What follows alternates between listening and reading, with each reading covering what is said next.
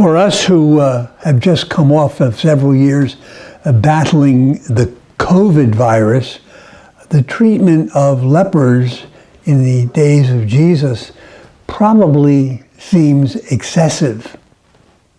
When someone got a disease that they thought was contagious, they made them leave, get out of the family, get out of the home, go out and live in the outskirts of town. Nobody could touch them. Nobody could get near them. They had to ring a bell or shout out, "Leper," so nobody would come near them. And if they were cured, they had to go to the authorities, which meant the clergy of the temple, and have it verified that they were clean, that they were no longer contaminated.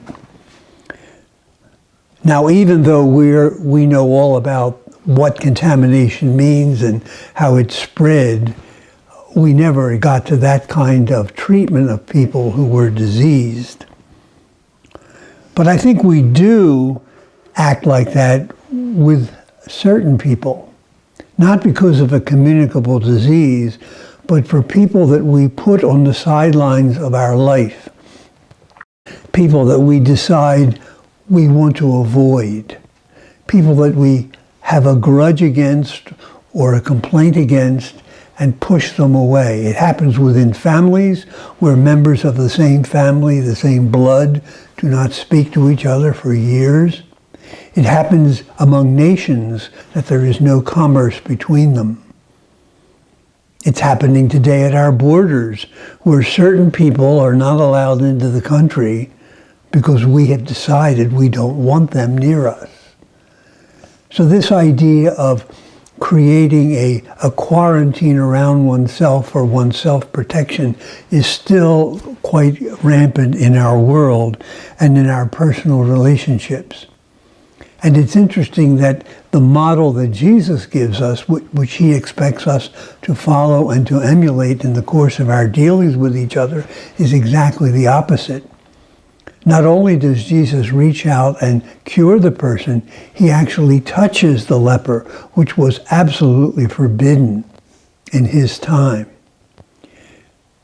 The model that Jesus gives us is the model of an outgoing person, a person who loves and moves towards another person, even when there is some kind of disagreement between them.